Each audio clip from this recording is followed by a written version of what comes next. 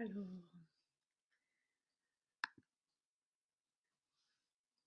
10 personnes apparemment. Bonsoir. Bonsoir. Alors, j'aimerais bien savoir si vous m'entendez correctement, si vous me voyez. Apparemment, oui. Est-ce que Michael, qui est en ligne, pourrait me dire si il m'entend?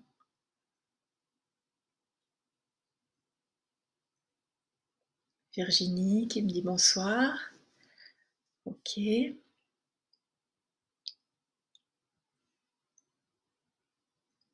Alors, est-ce que vous m'entendez? Pas encore de réponse. Ah, Nadège, merci Nadège. Ouh, super. Bon, chouette. Parce que ça, c'est quand même important que vous puissiez me voir et m'entendre. Merci Elsa. Ça y est, je vois vos commentaires qui me mettent en joie. Ok, ok. Alors encore une petite minute. On va attendre 21 h, qui était l'heure annoncée pour commencer cette webconférence. Voilà, une petite minute. Super. Ingrid aussi à côté qui me dit, Ingrid des causeries qui me dit oui, oui, on t'entend. Super. Merci.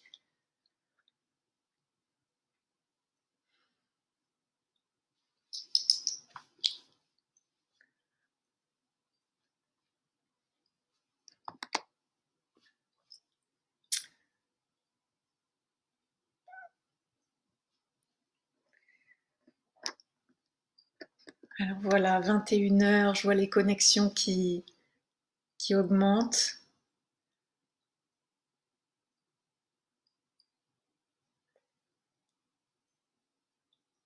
Voilà, bon. Donc vous avez l'image, vous avez le son, vous avez la possibilité de me poser des questions, hein, puisque j'ai le fil qui s'affiche à côté de moi et que je peux consulter. Donc tout d'abord, je tiens à vous remercier tous de participer à cet événement, de l'avoir amplement relayé.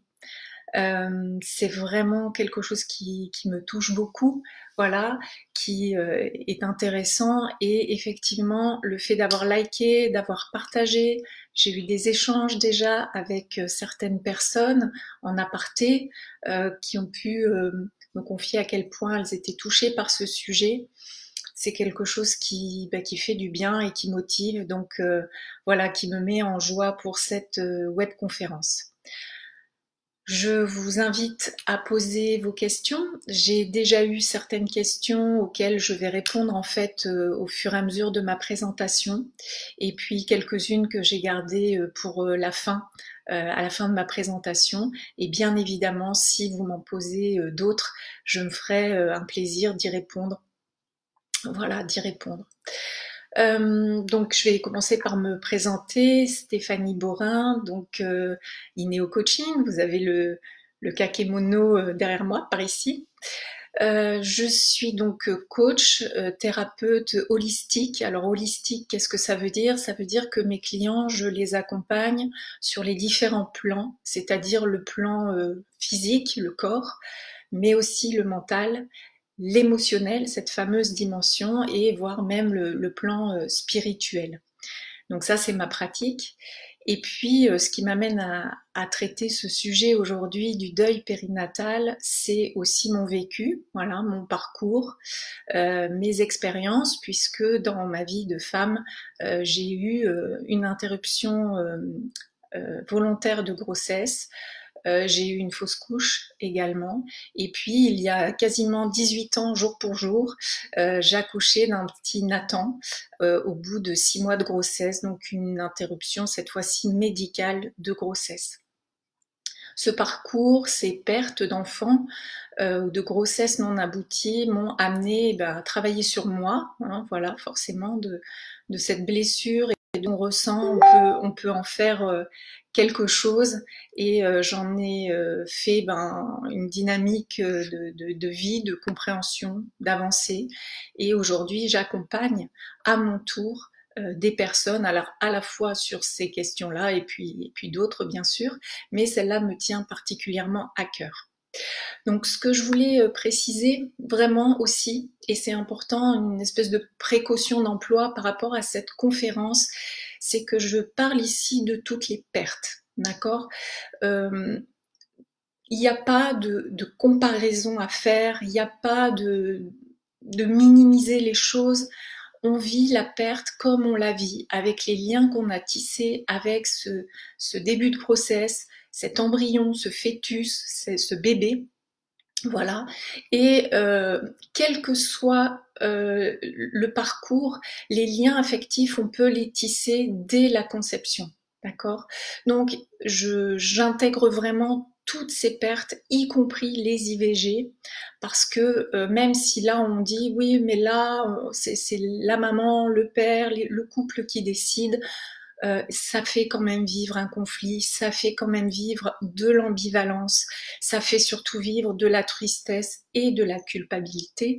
Donc on va pas ni comparer, ni mettre des échelles. Voilà, ce deuil périnatal, pour moi, il comprend toutes les grossesses qui ont commencé et qui ne sont pas soit abouties, qui n'ont pas donné lieu à un bébé en vie, ou alors qui ont donné lieu à un bébé en vie, mais qui malheureusement est décédé rapidement après l'accouchement.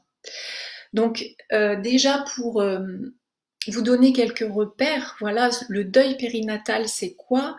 C'est la perte d'un embryon. Donc embryon, les 2 premiers mois de grossesse, ça s'appelle un embryon. D'un fœtus, donc le fœtus, c'est à partir de 2 mois et jusqu'à la naissance. Et ensuite, on intègre aussi les bébés qui vont vivre moins de 28 jours. Donc je reprécise qu'à ce moment-là, vous avez la fausse couche.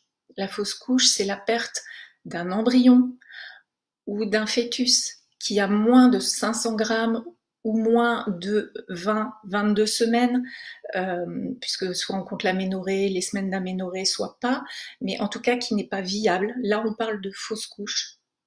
Ensuite, vous avez la mort fœtale pour les fœtus, donc, ou les embryons qui sont arrivés avec plus de 500 grammes, mais qui sont morts pendant la grossesse ou à l'accouchement.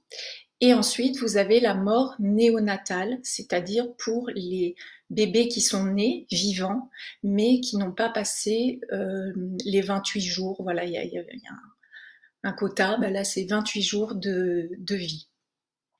Sont concernés également, donc comme je l'ai dit un peu avant, les IVG, interruption volontaire de grossesse, les IMG, interruption médicale de grossesse ou thérapeutique.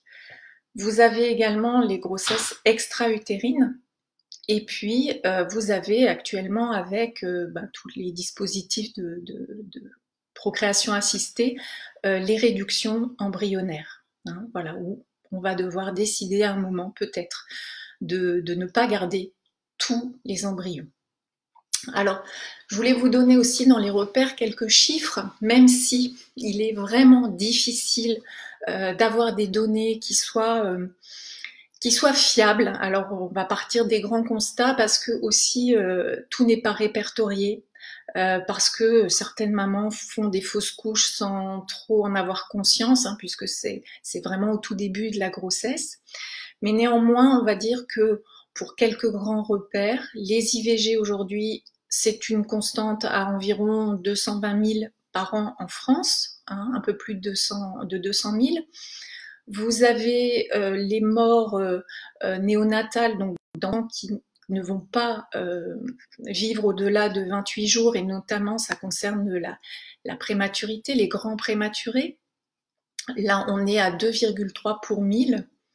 Et puis la fausse couche qui va concerner, donc fausse couche, environ 20% des grossesses, sachant que bien évidemment il y a des facteurs entre guillemets aggravant, c'est-à-dire que par exemple pour une femme de 45 ans, ça va monter à 70%. Hein, le fait de faire une fausse couche, c'est 70%.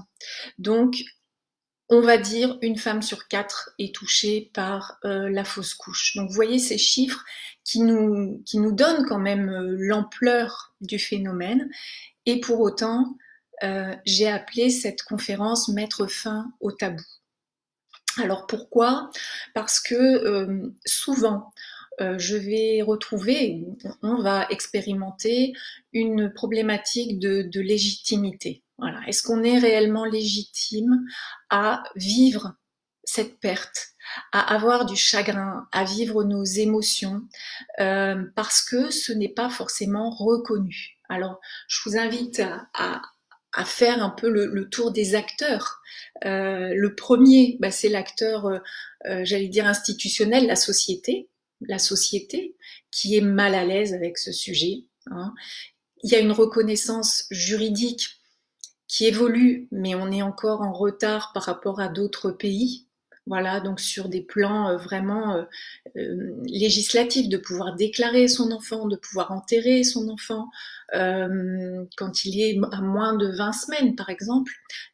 La réglementation a baissé hein, le niveau. C'était 22 semaines, c'est aujourd'hui 15 semaines. En Belgique, il y a plus de limite de temps. Donc, vous voyez, il y a quelque chose encore qui ne se fait pas forcément très bien à ce niveau-là. Et puis, on est quand même sur une société, entre guillemets, normée. C'est-à-dire, on va dire que pour un deuil, voilà, il faut rapidement passer à autre chose, surtout pour une fausse couche, parce que c'était pas vraiment un enfant. Enfin, voilà, il y a une injonction quand même à soit ne pas montrer, soit se relever très rapidement de cette épreuve qui va souvent nous mettre en difficulté. Hein. Quand je dis nous, c'est je me mets dans effectivement ces parents, ces mamans qui ont perdu des enfants. Alors ensuite, il y a le corps médical. Alors le corps médical, je voulais un peu illustrer avec ma pratique, enfin ma pratique, non pas ma pratique, mon vécu, pardon. Quand j'ai eu ma première grossesse, je suis arrivée à 3 mois pour l'échographie, complètement frétillante, impatiente de voir mon bébé, son cœur qui battait, enfin voilà, on a tous ces images en tête. Et j'ai l'échographiste qui a posé sa sonde, qui s'est retourné vers moi et qui m'a dit ah ben il y a plus de grossesse là, ça s'est arrêté, son cœur bat pas. Bon bah par contre il y a un résidu à enlever, donc là bah, faut aller faire un curetage, prenez rendez-vous avec votre maternité, voilà. J'ai été abasourdie bien évidemment de la nouvelle et puis de la violence avec laquelle ça m'a été annoncé, avec un vocabulaire de médical qui des fois est complètement nous laisse désemparés, un résidu à enlever, quoi. C'est waouh, moi c'était mon bébé, hein, que voilà, ça peut être très très violent. Par contre, effectivement, j'ai par la suite, quand j'ai été accompagnée pour le deuil de Nathan, donc été prise en charge très rapidement pour la grossesse pathologique. J'ai été suivie par des équipes.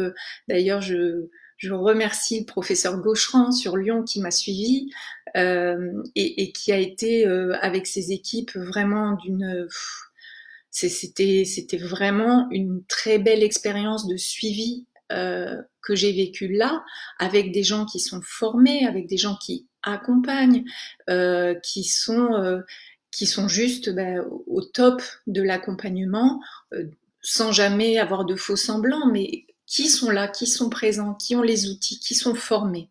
Donc vous voyez, on peut se retrouver avec des cas de figure et un accompagnement qui soit psychologique ou médical complètement différent d'une expérience à une autre. Et c'est vrai que là, ça nécessiterait vraiment une harmonisation de la prise en charge, du vocabulaire et voilà, c'est vraiment magnifique. Comme ça peut être vécu, voilà, comme ça peut être vécu, ou c'est vraiment dramatique, comme ça peut être vécu. Alors, Je réponds peut-être en live pour certaines personnes qui n'arrivent pas à se connecter. Il faut aller sur la page des causeries et vous allez avoir la vidéo. Voilà, j'essaye de répondre parce que j'ai des messengers en même temps et j'aimerais pouvoir permettre aux personnes de participer. Donc voilà, je me permets une petite seconde de répondre. Allez sur la page des causeries. C'est vrai que pour moi aussi, hein, c'est la première webconférence, donc encore un petit peu, voilà, au niveau technique, un peu nébuleux. Bon, donc voilà, la société, le corps médical, l'entourage. L'entourage. Donc, on a des personnes qui sont déjà dans la souffrance, il faut aussi le dire, hein, que ce soit les grands-parents, par exemple, qui quelque part ont aussi une double peine, hein, puisqu'ils ont non seulement perdu leur petit enfant, mais aussi ils ont la souffrance de leur enfant à accueillir, voilà, à entourer. Et du coup, c'est pour eux et pour l'entourage, donc plus globalement les amis, les collègues, toutes les personnes à qui on va déposer, avec qui on va partager, c'est quelque chose qui nous, avec lequel on est maladroit en fait. Ces personnes ne savent pas quoi dire, voudraient être présentes, être dans l'empathie, et c'est ce que je leur conseille, mais vont parfois être maladroites hein, dans leur façon d'accompagner. Vous avez peut-être entendu, j'ai entendu ces phrases, c'est pas grave, t'en auras d'autres, c'est que ça marche, t'en as déjà, c'est pas grave, t'es jeune. Enfin, toutes ces phrases qui partent vraiment, et on le reconnaît, d'un très bon sentiment, mais qui vont venir minimiser, qui vont venir mettre en silence ou dans l'impossibilité de dire, et ça c'est vraiment quelque chose qui est difficile à vivre. Donc petit mémo pour les accompagnants, vraiment de pouvoir être présent, juste être là, juste être à l'écoute et permettre aux parents, aux mamans, aux papas de pouvoir dire, voilà, de pouvoir dire, de pouvoir exprimer leur tristesse, de pouvoir exprimer ce qu'ils ressentent, laisser cette porte ouverte et aussi ne pas laisser le silence, la chape de plomb s'installer. Je pense que par exemple, la date anniversaire, on a besoin, nous, de célébrer, de se remémorer, et il faut que ça puisse être permis. Alors après, il y a effectivement hein, le couple avec souvent, on va dire, deux façons de vivre les choses. La première, enfin, deux difficultés à vivre les choses. La première serait de minimiser, voilà, d'essayer de dédramatiser parce que on veut soit s'empêcher de vivre les émotions, soit parce on ne sait pas les vivre, on ne sait pas comment les vivre, on a peur d'être englouti. Donc il y a cette première possibilité, on va minimiser, mettre des fois en déni, on reparlera du déni ensuite. Soit on va culpabiliser. Hein. Culpabiliser, ça c'est vraiment quelque chose que je retrouve beaucoup dans ma pratique. Quand c'est un IVG, effectivement, la culpabilité, puisqu'il y a la décision qui nous appartient, elle est souvent associée, mais pas que, parce qu'il y a de l'ambivalence, on a quand même un certain attachement, on a quand même de la tristesse, et même sur les interruptions médicales de grossesse où la décision est prise avec l'équipe médicale, l'équipe pluridisciplinaire. Il y a quelque chose qui se positionne comme j'ai pas réussi. J'ai pas réussi à mettre un enfant au monde en vie. J'ai échoué dans mon rôle de mère, dans mon rôle de parent. Donc là aussi, j'ai l'exemple en tête d'un couple où c'était un couple recomposé. Donc la maman avait déjà eu un enfant et la grossesse pathologique avait donc lieu avec ce nouveau compagnon. Et du coup, le nouveau compagnon a assimilé le fait que cette grossesse-là, qui était pour lui la première, ben, c'était forcément de sa faute s'il y avait un handicap. C'était de sa faute à lui, puisque la maman avait déjà eu un enfant viable. Donc ça ne pouvait venir que de lui. Voilà. Donc c'est des choses vraiment qui sont comme une espèce de faute imaginaire, et même si les médecins vont dire non, c'est une anomalie chromosomique, ça n'a pas. Une partie de nous peut le prendre comme ça, vraiment en faute, en culpabilité, en honte. Je n'ai pas réussi. Alors tout ça va avoir des conséquences effectivement qui sont vraiment dommageables et dramatiques. Et je vous propose de regarder ensemble un petit peu toutes ces conséquences. Les premières, c'est vous allez pouvoir, là je vais d'abord parler pour les parents et notamment pour la maman, vous allez avoir des conséquences qui vont s'inscrire dans le corps. Vous avez des personnes qui sont en déni, c'est-à-dire que leur corps même, une fois la fausse couche passée, le corps va rester enceinte. Hein, donc ça, c'est pas moi qui l'ai constaté, c'est des échanges avec des ostéopathes qui ont pu vraiment travailler sur ces questions. Il y a voilà le corps, l'utérus, tout le fonctionnement de la femme enceinte continue au-delà de la grossesse. Donc, vous voyez à quel point on parle du déni de grossesse. Ben là, c'est un déni de fin de grossesse, et à quel point c'est puissant puisque ça s'inscrit dans le corps. Vous avez d'autres conséquences que j'ai pu observer, qui sont le fait d'aller compenser. Hein, on va compenser ce vide sidéral qu'on a en nous, donc avec de la boulimie, avec des actes compulsifs. Il faut se remplir. Voilà, il faut se remplir. Donc, on va mettre en place des addictions pour remplir quelque chose qu'on ne pourra pas évidemment combler avec ces actes-là, mais il y a quelque chose comme ça de plus fort que nous qui se met en place. Ce que j'ai pu voir aussi, c'est des somatisations. Alors qu'est-ce que c'est somatiser? C'est mettre les mots MAUX dans le corps pour les mots MOTS qui n'ont pas pu être posés. Et je voulais citer un exemple. J'ai une personne qui a fait appel à moi simplement pour un mal-être chronique entre guillemets qu'elle ressentait un mois de l'année, tous les mois d'avril, admettons. Elle avait ce mal-être, ce sentiment de vague à l'âme, de vide, qu'elle n'expliquait pas, mais qu'au bout d'un moment, au bout de certaines années, elle a repéré. Et quand on a travaillé ensemble, donc avec des outils intuitifs et la kinésiologie également, on est remonté à un IVG, voilà, qui avait eu lieu 15 ans auparavant.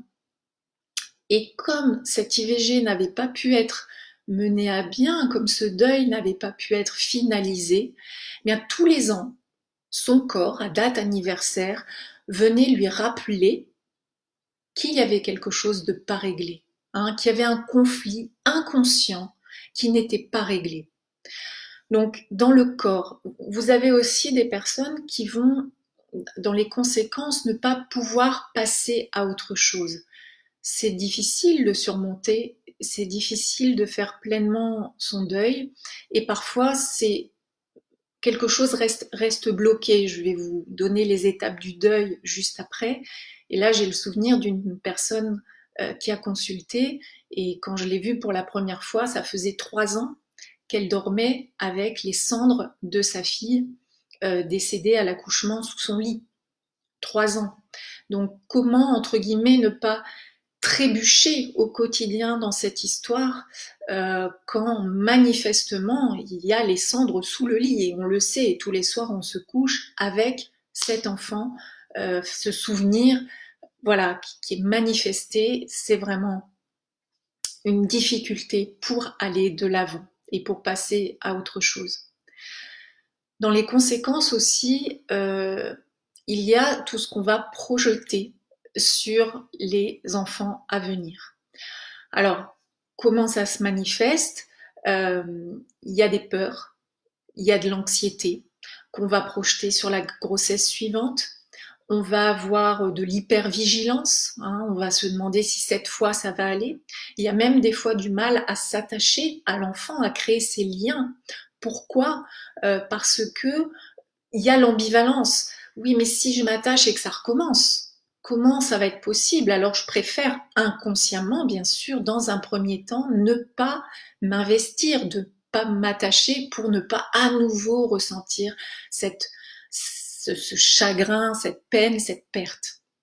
Vous voyez là, ce sont les conséquences d'un deuil qui ne va pas être fait. Comme j'ai fait aussi un travail en transgénérationnel, on peut parler aussi de l'enfant de remplacement, d'accord?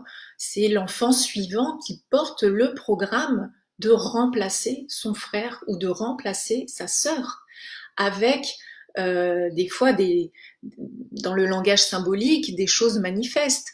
Je connaissais une personne qui s'appelait Jean-Jack, hein, Jacques, mais J-A-C-K, parce qu'il était sans doute enfant de remplacement de son frère Jackie, et sa sœur s'appelait Jacqueline.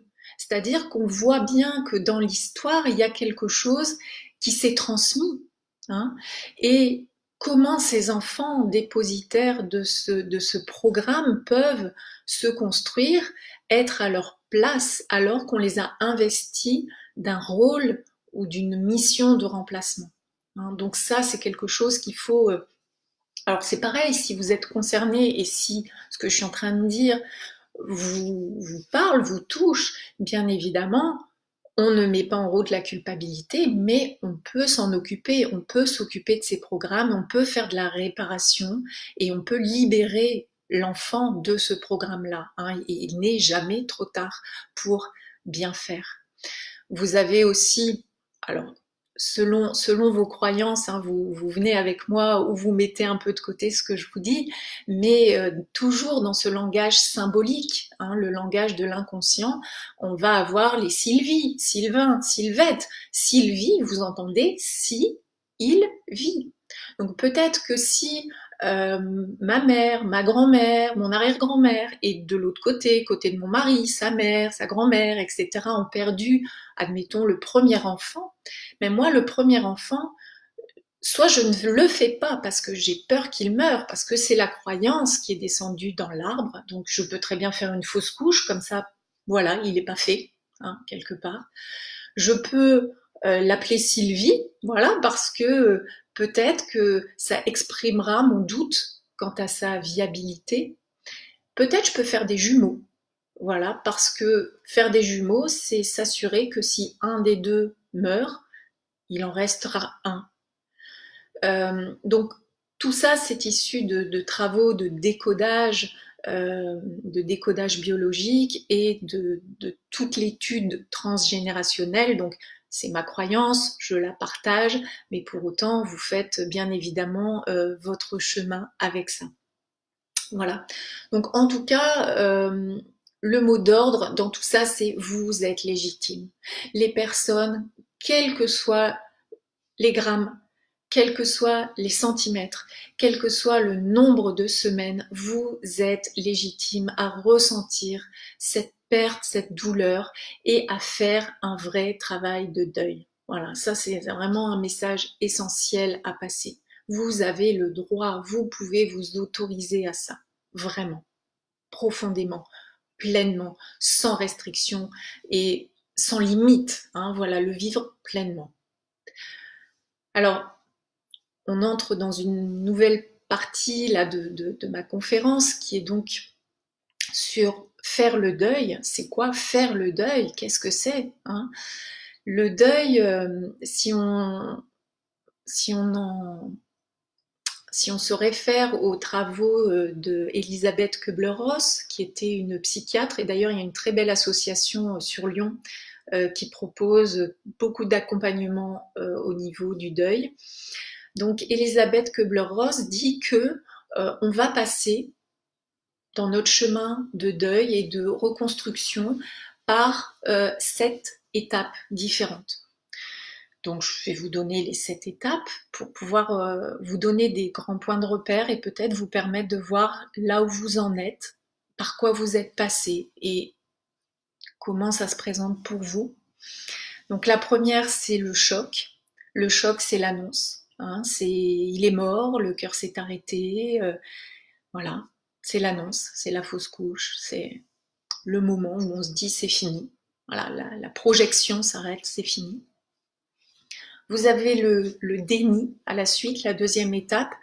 Le déni, c'est pas possible, c'est pas vrai, ils se sont trompés, ça peut pas être, d'accord? C'est le moment où tout notre être refuse l'évidence, refuse, on est dans un refus de croire, voilà, ce n'est pas possible. Ça peut durer 5 minutes, 10 jours, 3 ans, 5 ans, toute une vie. Voilà. Vous avez ensuite une partie qui est plus en lien avec les émotions et notamment la colère, d'accord? La colère contre soi, la colère contre le corps médical, la colère contre la vie, la colère contre Dieu, contre tout le monde. Voilà, donc ce sentiment hein, qui nous bouleverse, que des fois on n'arrive pas à laisser sortir, ou alors des fois on reste bloqué en colère et on devient quelqu'un d'en colère, qui va rester en colère, pour masquer peut-être et ne pas aller au fond des choses et au fond de la tristesse, ou simplement parce qu'on n'arrive pas à l'exprimer. L'étape suivante, c'est le marchandage, où on va essayer, on dit qu'il y a des pensées un peu magico-religieuses, quoi. Si tu me le rends, ou si tu le sauves, alors je ferai tout ce que tu veux, ou voilà, ce genre de dialogue qu'on va avoir un peu hors de notre rationnel, c'est-à-dire on s'adresse à une entité supérieure, on veut faire des promesses, on veut autre chose, donc on marchande, hein, on essaye de s'accrocher, d'y croire encore d'une manière ou d'une autre. L'étape suivante étant la dépression, donc la dépression, la tristesse, la résignation, et là on touche le fond, là vraiment on se dit bah ça y est c'est foutu, c'est trop triste, c'est trop injuste, pourquoi moi, etc. Donc c'est une période qui est difficile à vivre, forcément, hein, très difficile à vivre. La bonne nouvelle c'est que quand on touche le fond, on ne peut que remonter et c'est les 2 étapes que nous propose Elisabeth Kubler-Ross, que sont l'acceptation. L'acceptation, moi je la vois à un plan mental, c'est-à-dire maintenant, ça y est, on sait que la grossesse s'est arrêtée, on sait que l'enfant est parti, on accepte mentalement. Voilà, il y a quelque chose qui est acté pour nous, ça fait partie de notre histoire et on l'acte vraiment. Et la dernière étape, donc, selon là où vous en êtes aussi, qui peut-être va vous interpeller ou être difficile à entendre, la dernière étape, c'est l'intégration, voire la sublimation, c'est-à-dire j'en fais quelque chose de positif. Voilà. Donc, avec toutes les précautions à prendre selon là où vous en êtes de votre deuil, mais sachez que cette étape-là, l'étape vraiment d'intégration à tous les plans, au niveau mental, physique, émotionnel, de notre âme, voilà, elle existe, elle arrive, et c'est même vraiment là où j'interviens, j'ai envie de dire, sur cette période d'intégration. Ces étapes de deuil, on va les vivre chacun à notre façon, chacun à notre rythme, avec des pauses très longues, des retours en arrière, avec vraiment déjà notre façon, la façon dont on a de vivre nos émotions. Est-ce que si on était une petite cocotte minute qui s'empêche à chaque fois de vivre ses émotions, ben là d'un coup on va s'autoriser à vivre le chagrin, la colère?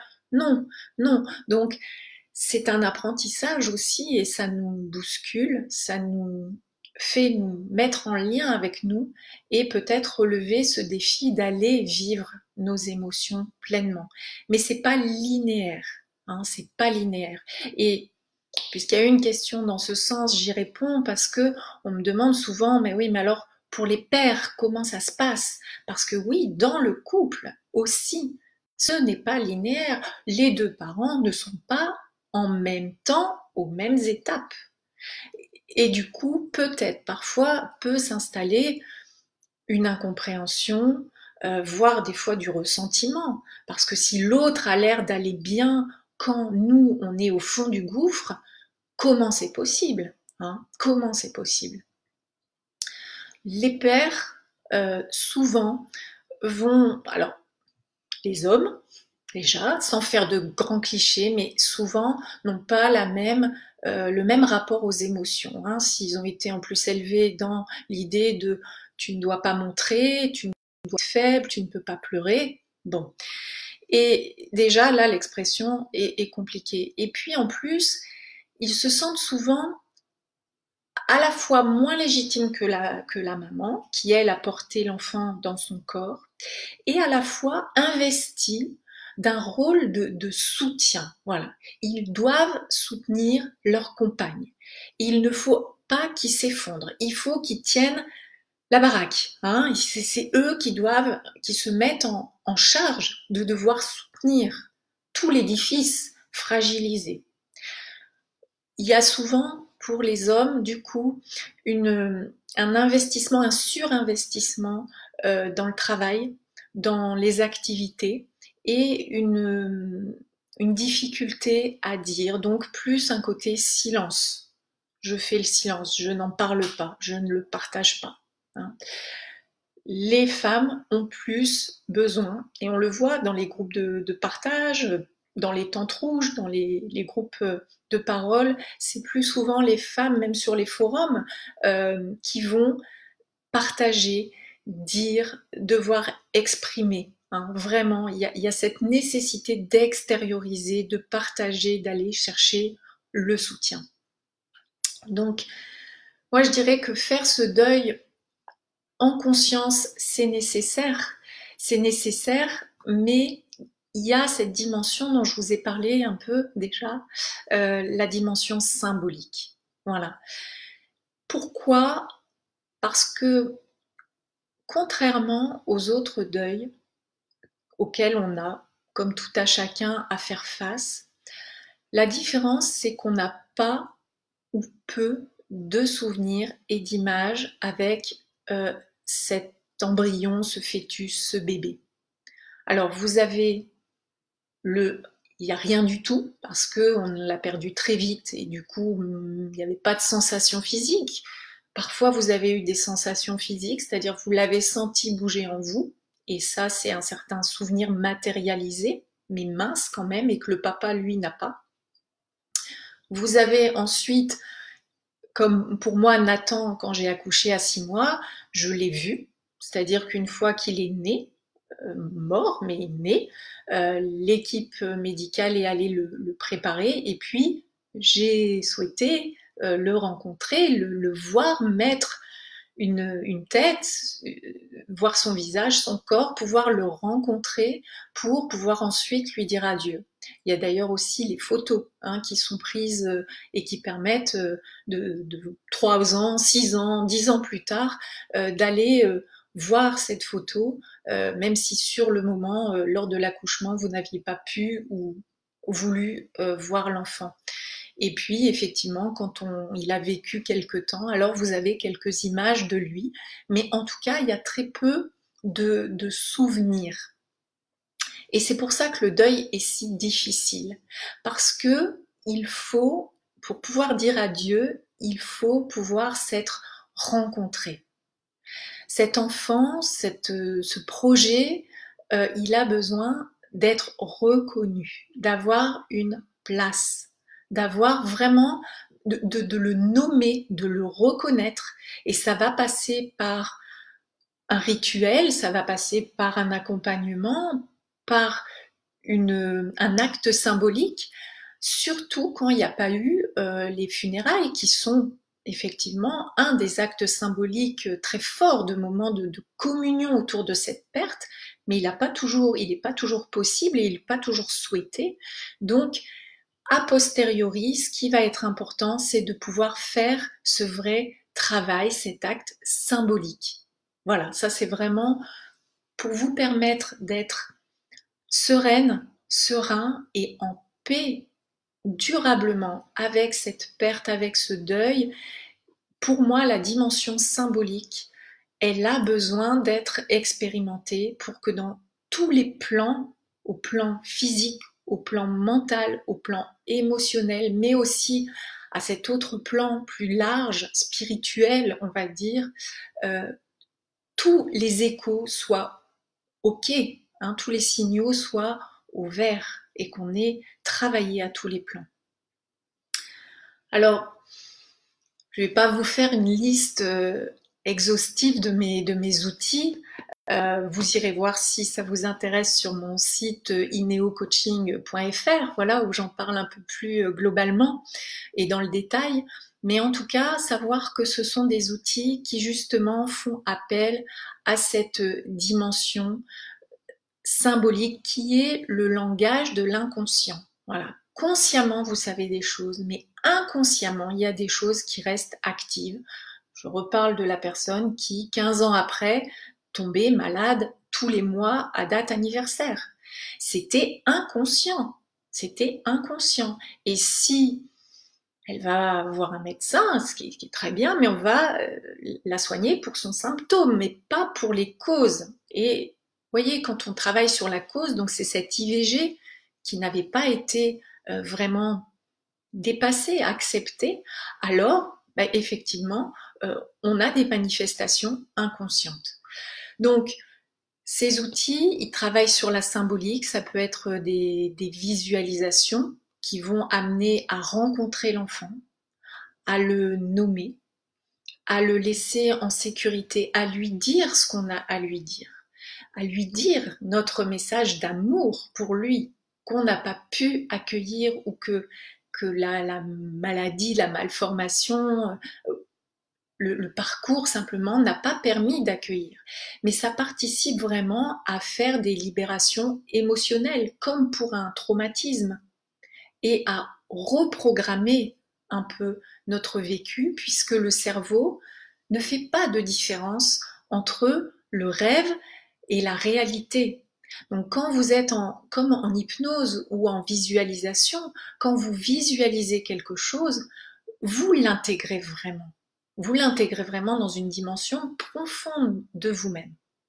Donc, juste aussi dire encore un petit mot sur l'acte symbolique, parce que c'est quelque chose en plus de mes séances que je propose et qui se présente vraiment pour les parents de ces enfants. Et cet acte symbolique, il est en lien avec le désir profond de notre âme, le besoin qu'on a. Donc il va prendre des formes très différentes que je voulais vous illustrer pour vous montrer à quel point parfois ça peut paraître simple ou futile entre guillemets, mais à quel point ça peut prendre une dimension extraordinaire dans le processus de reconstruction. Donc quelques exemples issus de ma pratique. Une personne qui a fait un rituel d'adieu, voilà, avec des pierres, des bougies, des encens qu'elle avait disposés autour d'elle, et ce lien avec l'enfant qu'elle avait pu confier entre guillemets au ciel, à la lune. En tout cas, voilà, un moment, un rituel où elle avait communié un peu avec cet enfant qu'elle n'avait pas pu accueillir et où elle le dirigeait vers le ciel, hein, dirigeait vers le ciel. Une autre personne qui lors de la lecture intuitive, ce qui s'était présenté pour elle, c'était de confectionner un petit bateau en coquille de noix et d'aller le mettre à la rivière avec cette intention de laisser partir. Voilà, de laisser partir et de rendre l'enfant à l'eau. Hein. Des fois, c'est à la terre, puisque d'autres personnes vont avoir à plutôt, enfin quand je dis vont avoir, c'est l'impulsion qui vient, c'est ça, c'est plutôt d'écrire une lettre, de faire un dessin et puis après d'aller le brûler ou l'enterrer. Ça peut être aussi dans le rituel d'aller planter un arbre ou planter une plante qui parle beaucoup, hein, qui nous vient de choses très traditionnelles. Et simplement, je mets un petit mot là, si la plante ne grandit pas, si l'arbre ne grandit pas, surtout ne pas l'associer comme étant un échec dans le deuil. Voilà, on plante avec cette intention-là, mais après on laisse la nature le faire et peu importe le résultat, on se détache de ça. Et puis aussi, voilà, peut-être de le confier à un proche qui est décédé et mettre cet enfant dans la lumière euh, avec quelqu'un qui est déjà là-haut. Et là, ça va dépendre effectivement des croyances de chacun, de chacun. Et c'est juste, hein, c'est juste. Il n'y a pas de règles sur le quand, sur le comment. Mais en tout cas, vraiment vous dire qu'un deuil non accompagné, non abouti, aura des conséquences sur vous, sur votre corps, sur votre couple, sur vos enfants déjà présents, parce que eux aussi savent, sentent, même si le non-dit est là, il y a quand même des choses qui pèsent, entre guillemets, sur eux, sur les enfants à venir, j'en ai parlé tout à l'heure, et puis euh, sur la dimension transgénérationnelle, c'est-à-dire pourquoi pas sur vos propres enfants qui eux-mêmes un jour auront à devenir parents, et selon votre croyance, mais c'est aussi permettre à ce petit être qui a choisi de venir euh, dans votre matrice, mais qui ne s'est pas incarné vraiment, ou pour très peu de temps, mais c'est lui permettre de repartir vers la lumière, entouré d'amour. Voilà, parce que le lien, c'est un lien d'amour profond qu'on a avec ce projet sens qu'était cet enfant. Qu'on l'ait désiré ou pas, il y a quand même un lien. Voilà. Donc, mon invitation, vous l'aurez compris, c'est vraiment du fond du cœur de vous autoriser à vivre pleinement votre deuil. C'est de vous permettre ce bel acte de mise en lien, de réparation et de vivre pleinement cette grossesse, de l'intégrer dans votre parcours de vie, de lui permettre d'être sur votre chemin, de poser cet acte d'amour sur votre chemin, et puis un jour, quand le temps viendra, de pouvoir aussi le sublimer, en faire quelque chose.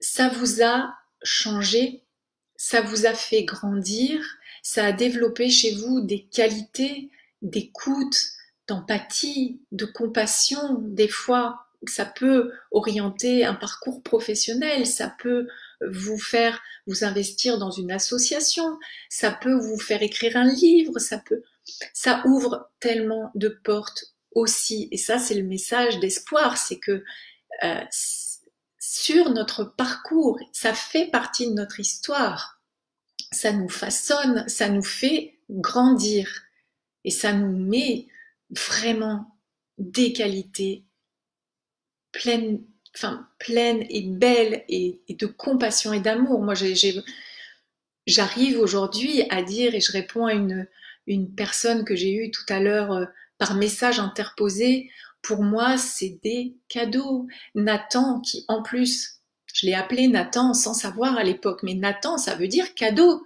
Mais c'est pas pour rien. Nathan, ça a été sur mon parcours un cadeau.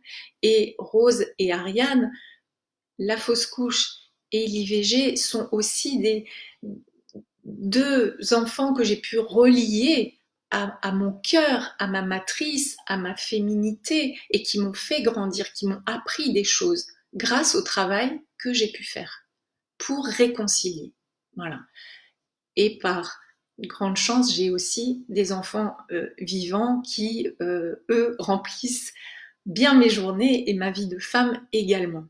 Alors, voilà, mon exposé s'arrête là-dessus, sur vraiment cette invitation du fond du cœur, et que vous choisissiez l'accompagnement qui vous convient. Vous pouvez le faire seul. Si vous êtes connecté à vous et que vous ressentez les choses, faites-le.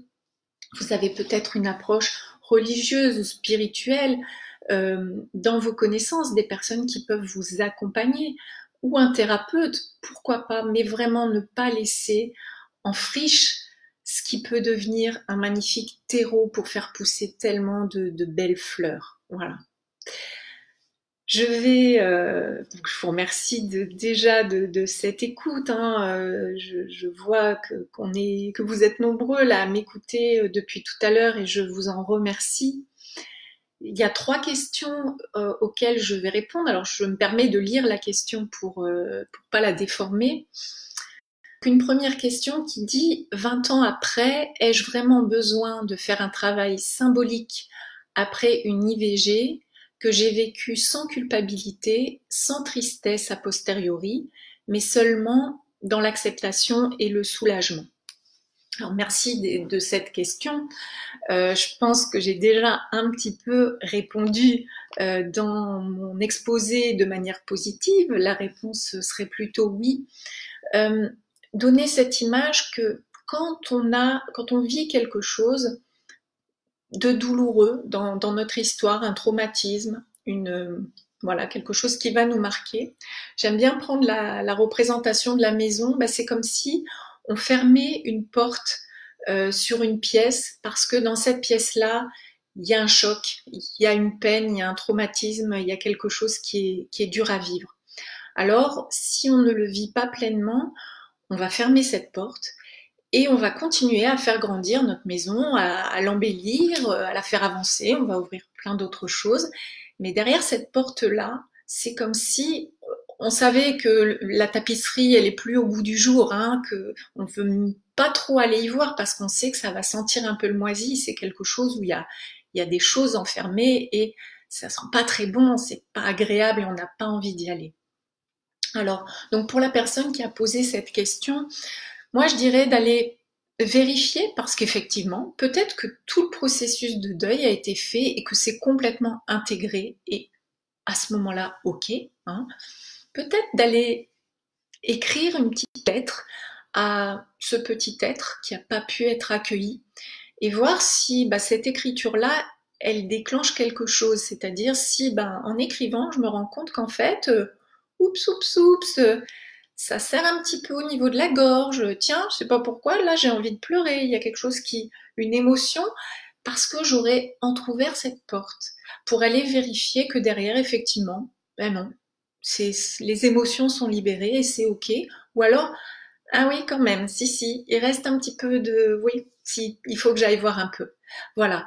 Et donc, la lettre que vous pouvez pas faire tout seul, il faut juste vous consacrer un petit temps pour ça, vous mettre dans cette énergie-là et puis l'écrire. Après, bien sûr, vous la détruisez, hein, vous la brûlez, vous l'enterrez. Pas dans votre jardin si c'est possible, hein, vous l'enterrez un peu plus loin pour pas trébucher. Et puis s'il y a besoin, vous verrez la nécessité de vous faire accompagner. Alors moi, je dirais oui, allez juste vérifier que c'est ok, quoi, que c'est ok. Parce que j'en reviens à ça, votre conscient vous dit c'est ok, je l'ai fait par choix. En tout cas, à l'époque, c'était le meilleur choix, et sans doute, j'ai pas ressenti vraiment de culpabilité, j'ai pas vraiment été triste, bon, voilà. Mais ça, c'est votre conscient. Et l'inconscient peut être, lui, en recherche de solutions, parce que ça allait contre ses valeurs, parce que ça a quand même déclenché un conflit, et que c'est plutôt, on l'a mis en déni. Donc voilà, cette chose-là est allée vérifier. Alors une autre question, si on a vécu plusieurs deuils périnatales, doit-on faire un travail sur chacun? Alors, j'ai envie de dire, si vous êtes conscient alerté, voilà, sur les choses et que vous pouvez le faire au fur et à mesure, c'est bien parce que du coup ça libère tout de suite pour la grossesse suivante et du coup on repart le plus neutre possible, on nettoie entre guillemets toutes les peurs, toutes les projections qu'on pourrait mettre sur les grossesses d'après. Euh, mais si effectivement dans votre parcours, un moment de votre vie, là maintenant, vous vous retournez en vous disant, bah, c'est vrai que ouais, j'ai vécu ça, même une fois, deux fois, trois fois, bon, et j'ai jamais rien fait, est-ce que je peux faire un acte groupé? Bah, la réponse est oui. Hein, voilà. Moi, c'est vrai que sur la fausse couche et l'IVG, j'ai fait un travail bien a posteriori euh, avec le fait, j'ai travaillé en constellation familiale, voilà, et j'ai pu nommer mes filles, les faire exister, et voilà, et ça a été un petit package, alors que Nathan, bah, pour le coup, comme c'était peut-être plus criant puisque j'ai accouché, il y avait un bébé, voilà, ça je l'ai fait tout de suite après. Pour les deux autres, ça a été plus tard, mais c'est important de le faire quand même. Et oui, à ce moment-là, on peut travailler sur quelque chose de global. Hein. Voilà. Merci, merci de ces questions, vraiment.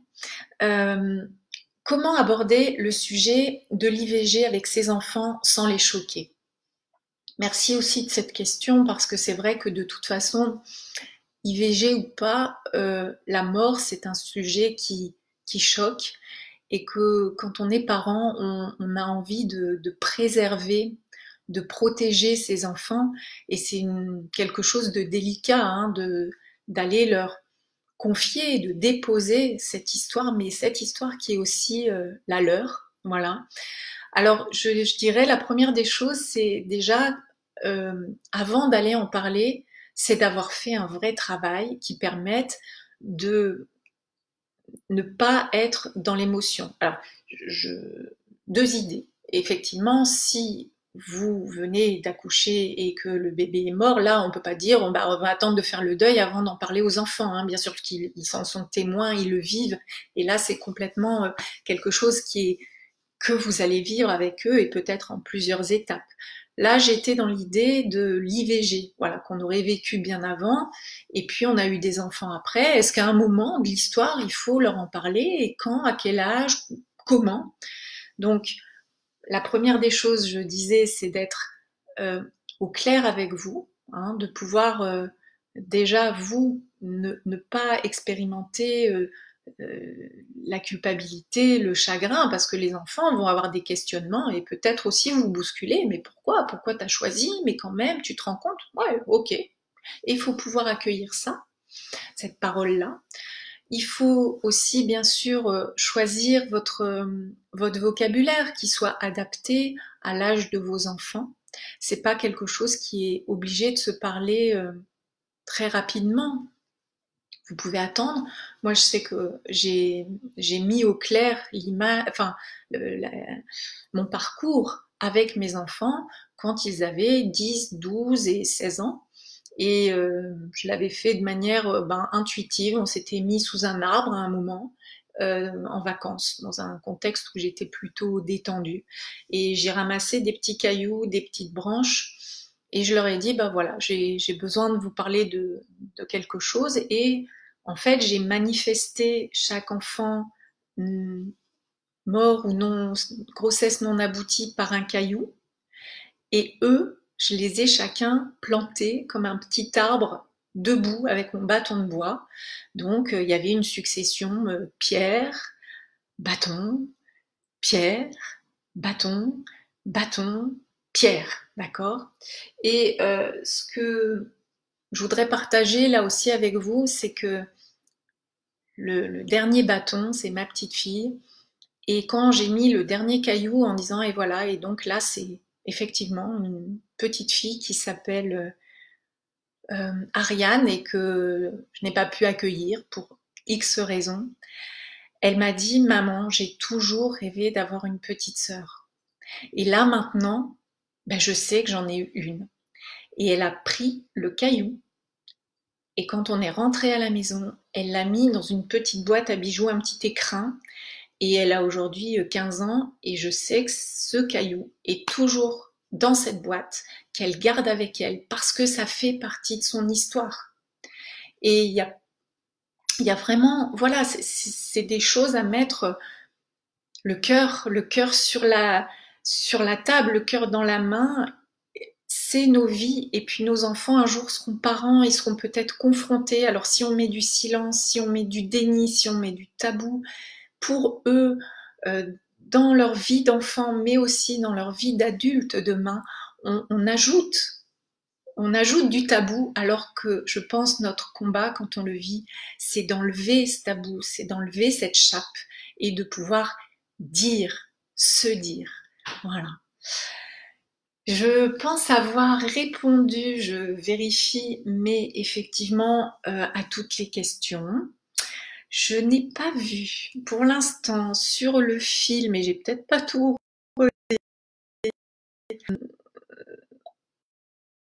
Je n'avais pas vu toutes ces réactions. Mon Dieu, merci. La culpabilité pour l'interruption médicale de grossesse, oui, vraiment, c'est Lola qui nous dit ça, et effectivement, on se dit qu'on n'a pas été à la hauteur, pas capable, et on est partie prenante, l'équipe médicale décide, mais nous aussi. Donc, je ne connais pas ton histoire, Lola, mais tu vois, là, ce qui me revient en tête, c'est le moment où tu dois prendre le cachet qui va déclencher l'accouchement et qui va, par la même occasion, déclencher la mort in utero de ton fœtus, parce qu'il ne pourra pas résister à ça. Et ce cachet, t'es toute seule à le prendre avant d'aller à l'hôpital, avant d'aller à la maternité. Et ouais, c'est toi qui le prends. Donc, ce poids-là, je partage, vraiment, je l'entends. Oh, ok. Ouais. Je lis un peu les commentaires. Ouais, c'est vrai, il y a Cécile qui parle de répétition dans ce vécu. Et effectivement, elle met en avant, et je la rejoins, l'accompagnement du corps médical, l'accompagnement par une psychothérapie, l'accompagnement par des alternatives, voilà, des thérapies alternatives. Vraiment, on ne peut pas rester seul face à ça. Euh, voilà, ouais, c'est vraiment intéressant. Hmm, ok. Jessica, je voudrais prendre un temps pour te répondre, Jessica, pour te dire que le deuil, ce n'est pas mettre de l'oubli. C'est pas mettre un stop. Au contraire.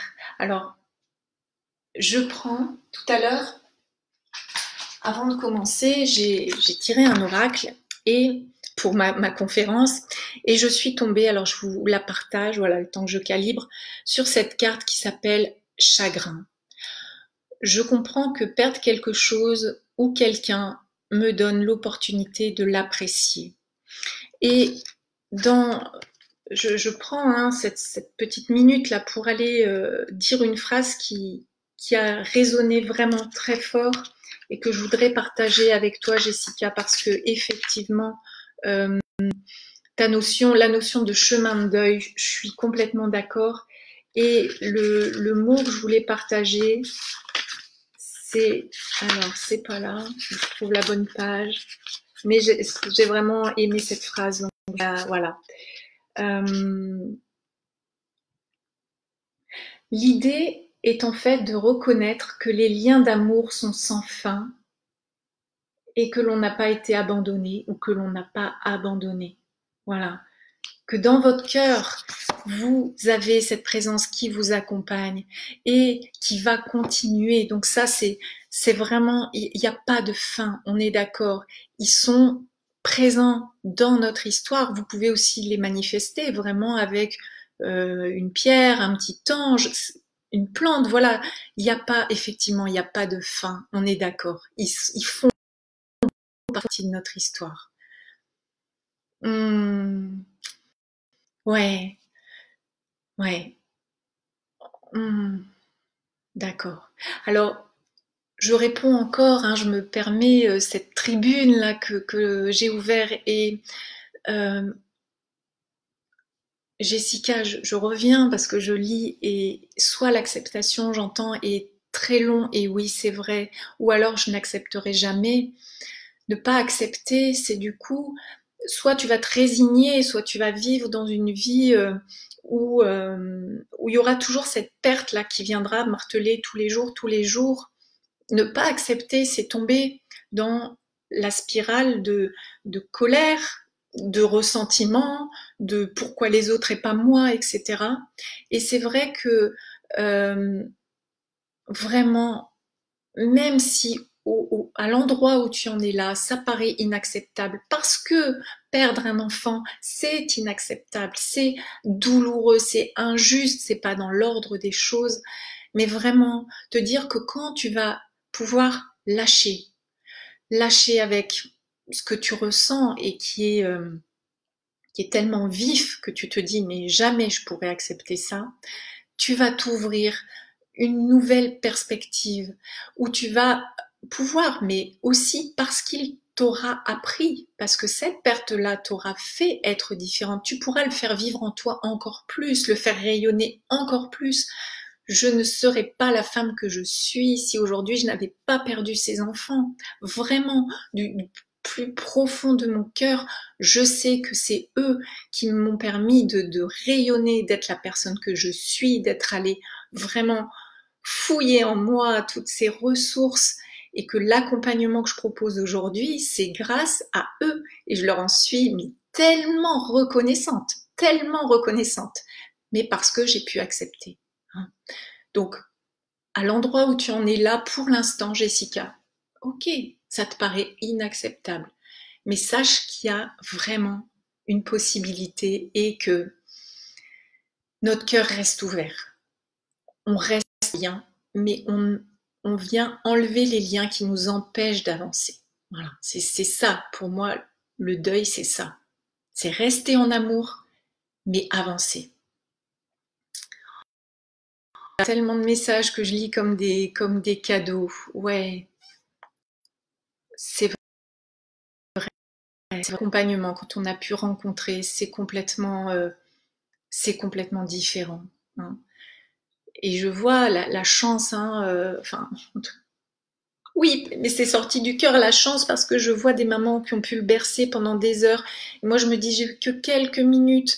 C'était des minutes précieuses, mais waouh, le bercer pendant des heures, je me dis, c'est tellement beau pour pouvoir vraiment, effectivement, lui dire au revoir. Ça aide, oui, ça aide de rencontrer, ça aide de. Moi, il avait un handicap, il avait une multi-malformation, et dans mon imaginaire, c'était tellement fou, je pensais que c'était un monstre, que j'attendais un monstre. Et quand je l'ai vu, il était tellement beau, et cette rencontre, ça a changé ma vie. Heureusement que j'ai écouté les médecins, parce qu'au début, de me dire, ouais, voilà, alors vous allez accoucher, donc il va être mort, hein, mais on vous propose de le voir. Et je leur ai dit, mais c'est quoi le projet? C'est quoi le projet là derrière? C'est it's a joke. Je vais pas voir mon enfant mort. Voilà, ça c'était ma première réaction. Et puis, mais derrière, mais heureusement que j'ai fait confiance et heureusement que je l'ai rencontré. C'était un cadeau. C'était un cadeau. Mais